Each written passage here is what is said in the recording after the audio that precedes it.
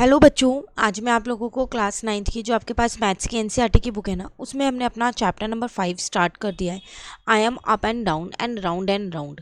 तो आज की क्लास में हम लोग अपना 5.4 टॉपिक को समझने वाले हैं, जो कि बहुत इंपॉर्टेंट टॉपिक है, क्योंकि ये टॉपिक जो है आपके पास थ्योरम से रिलेटेड है।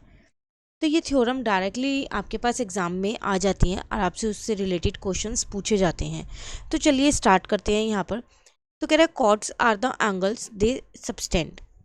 You may want to know when 4 points lie on the same circle. They will have to wait till the end of this chapter. कह रहे you may want to know, आप ये जानना चाहते होंगे when 4 points lie on the same circle. अगर 4 points एक ही same circle पे लाई करते हैं तो they will have to wait till the end of this chapter. We need to do some more work to get there. तो end of the chapter तक पहुँचते पहुँचते आपको उनके बारे में और चीज़ें पता चल जाएंगी। अब इन्होंने यहाँ पर क्या बताया, इन्होंने थोड़ा बहुत आपको यहाँ ये बताया, tie a thread at 2 points on a wheel.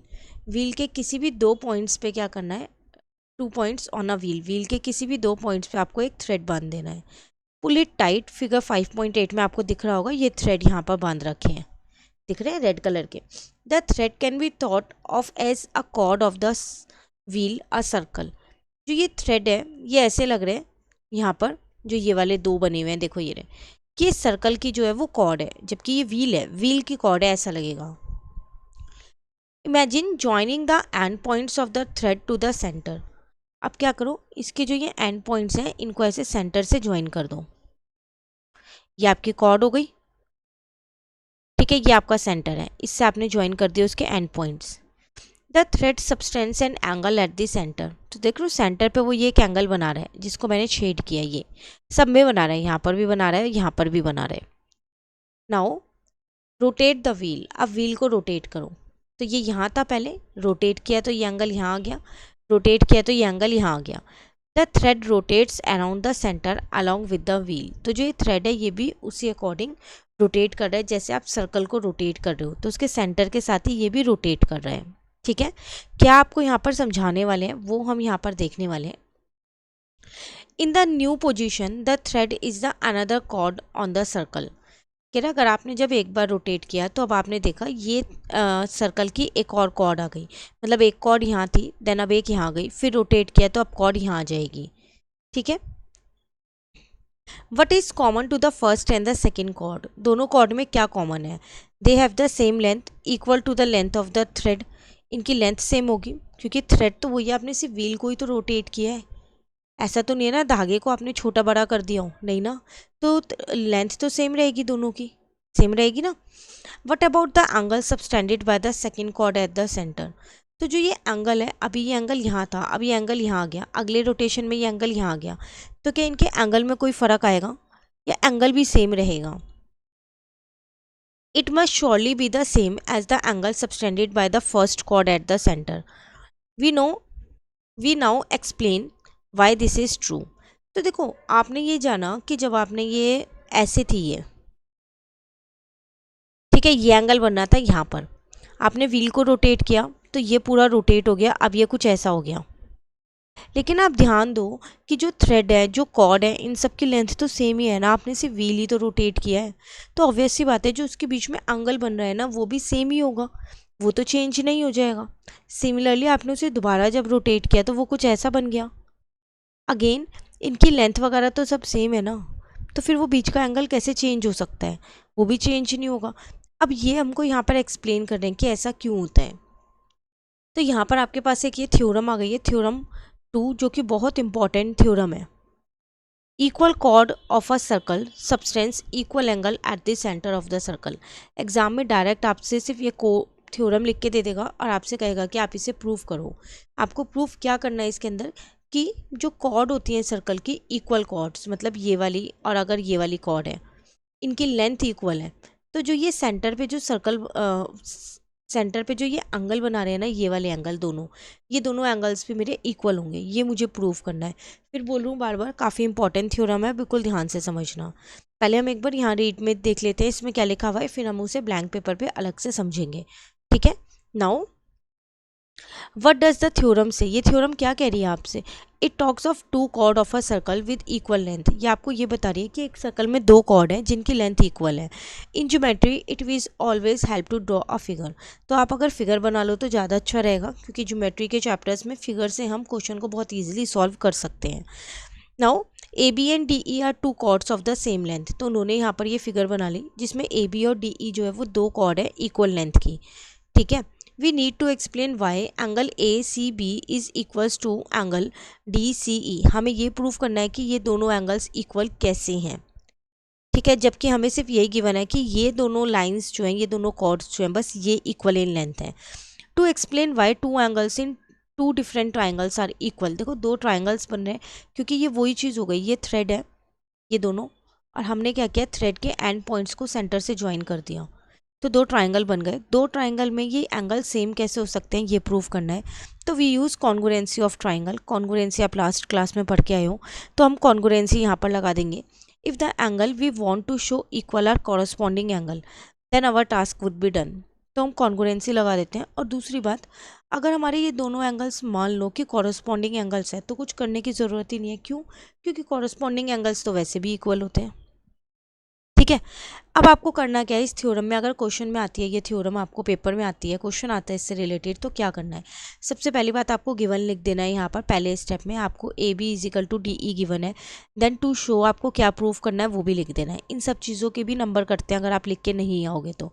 ठीक है, तो इस चीज़ का ध्यान रखना। Why is this true? First we see that C A is equals to C B. हमने पहले देखा कि ये दोनों इक्वल होंगी। क्यों? क्योंकि ये दोनों रेडियस है सर्कल की।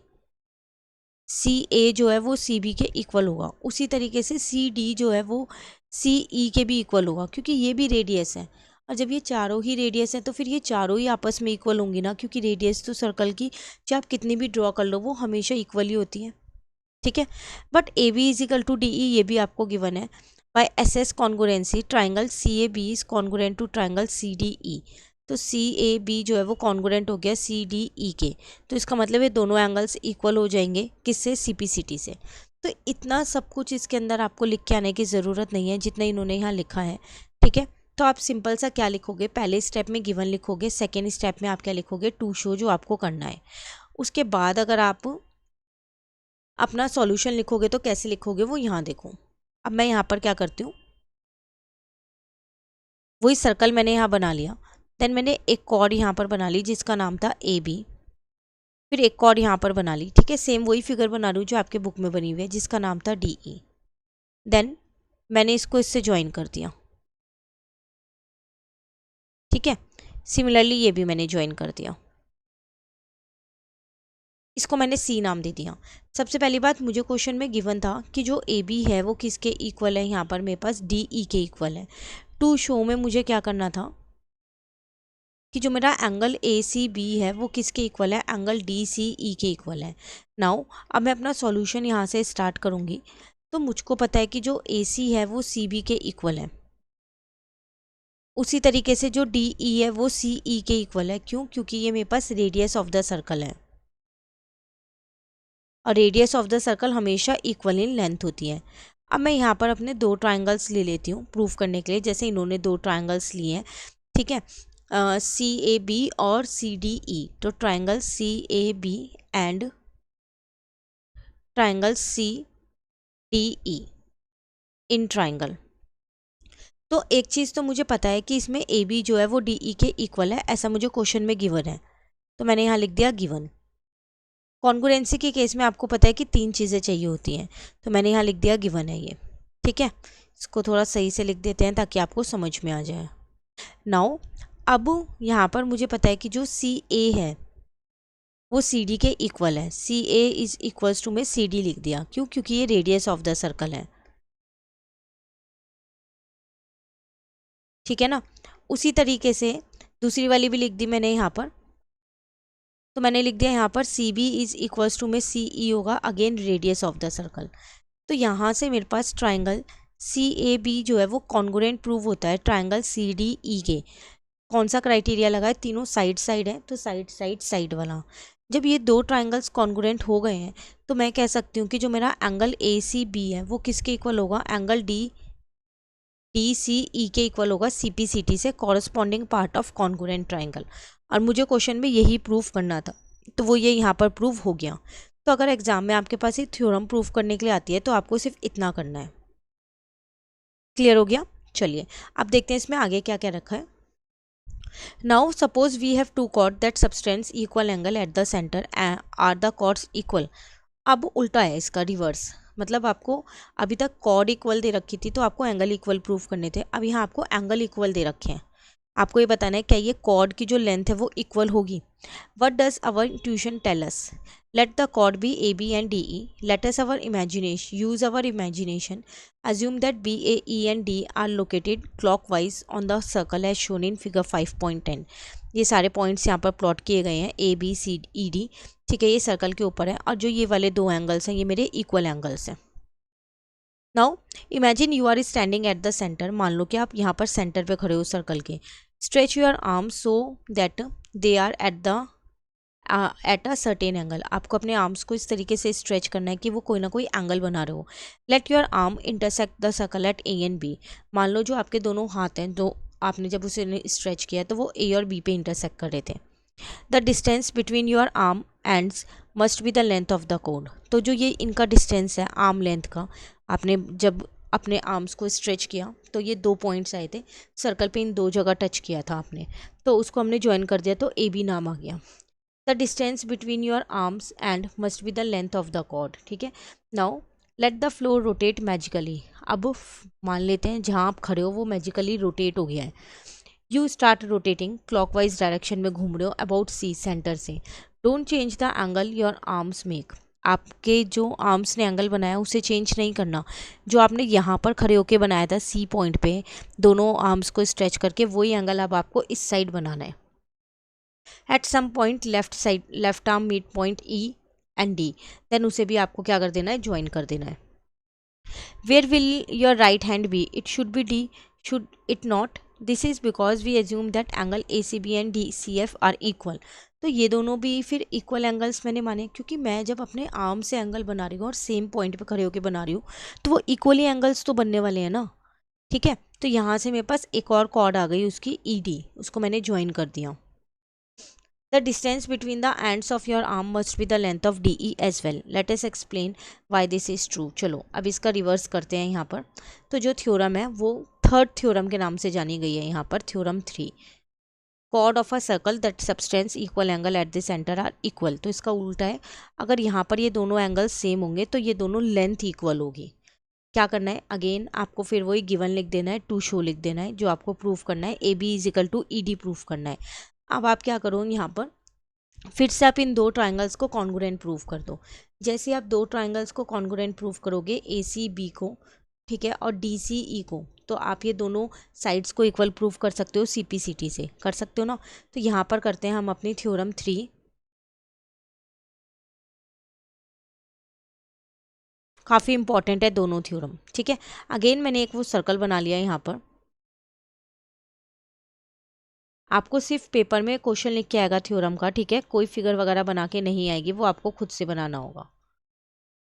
आपको ये गिवन है कि ये इक्वल है, तो मैं यहाँ पर पहले इन्हें नाम दे देती हूँ ए सी बी, ठीक है, और इसको मैं नाम दे देती हूँ यहाँ पर डी ई। तो मुझे यहाँ पर एक चीज़ गिवन है, वो क्या गिवन है कि जो मेरा एंगल ए सी बी है वो किसके इक्वल है, एंगल डी सी ई के इक्वल है। ठीक है, टू शो में मुझे क्या करना है, यहाँ पर टू शो में मुझे करना है ए बी जो है वो ई डी के इक्वल है। नाउ अपना सॉल्यूशन स्टार्ट करते हैं। जैसा कि मुझको पता है कि जो ए सी है वो सी बी के भी इक्वल होगी, वो किसके इक्वल होगी, सी डी के भी इक्वल होगी, और वो सी ई के भी। क्यों? क्योंकि ये मेरी सारी रेडियस ऑफ द सर्कल है, जैसे अभी हमने ऊपर किया था, तो मैंने यहाँ वही चीज़ लिख दी, रेडियस ऑफ द सर्कल। ठीक है, अब ले लेते हैं हम दो ट्राइंगल। तो इन ट्राइंगल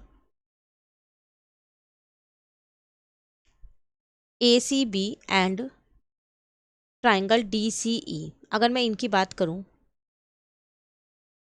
तो सबसे पहली बात, मुझे एक चीज़ यहाँ पर पता है कि मेरी साइड्स इक्वल हैं, तो मैं कह सकती हूँ कि जो ए सी है वो मेरा डी सी के इक्वल है, क्योंकि रेडियस है। उसी तरीके से जो सी बी है मेरे पास वो सी ई के इक्वल होगा। रीज़न मैंने यहाँ दे दिया, रेडियस ऑफ द सर्कल। ठीक है। अब आप यहाँ पर A B is equal to E D नहीं लिख सकते क्योंकि वो आपको प्रूव करना है। उसके बदले आपको एक एंगल दे रखा है। एंगल कौन सा दे रखा है कि जो आपका एंगल ए सी बी है वो किसके इक्वल है, एंगल डी सी ई के इक्वल है। ये आपको गिवन है। तो दो साइड के बीच का एंगल इक्वल है, तो इसका मतलब triangle A C B congruent prove होता है ट्राइंगल डी सी ई के। और कौन से क्राइटेरिया से, कॉन्ग्रुएंसी का कौन सा क्राइटेरिया यहाँ पर लग रहा है, साइड एंगल साइड, क्योंकि एंगल बीच में और दो साइड्स बनी हुई हैं। वही चीज़ आपको यहाँ प्रूव करके इन्होंने दिखा रखी है। शॉर्ट में दिखाया है बट हमने यहाँ प्रॉपरली लिख दिया है। तो अब हमारा जो ए बी है वो हमें दूसरी कॉर्ड का नाम हमने क्या दिया था, ई डी दिया था। तो इसका मतलब जो ए बी है वो ई डी के इक्वल प्रूव हो गया सी पी सी टी से, corresponding part of congruent triangle. तो दोनों थ्योरम सेम है। एक में आपको कॉर्ड इक्वल दे रखी है, एंगल इक्वल प्रूफ करने हैं, और एक में आपको एंगल इक्वल दे रखी है, कॉर्ड इक्वल प्रूफ करनी है। और दोनों ही थ्योरम बहुत इंपॉर्टेंट है। अगर दो सेट आ रहे हैं एग्जाम में तो एक सेट में एक थ्योरम पूछ लेगा, दूसरे सेट में दूसरी थ्योरम पूछ लेगा। तो इस चीज़ का आपको बिल्कुल ध्यान रखना है। ठीक है, कंप्लीट हो गई। चलिए अब 5.2 के दो क्वेश्चन हैं, नेक्स्ट क्लास में इनको कवर करते हैं। बट आज आप ये अच्छे से कर लेना, कहीं भी दिक्कत लगे कमेंट करके पूछ लेना। Thank you.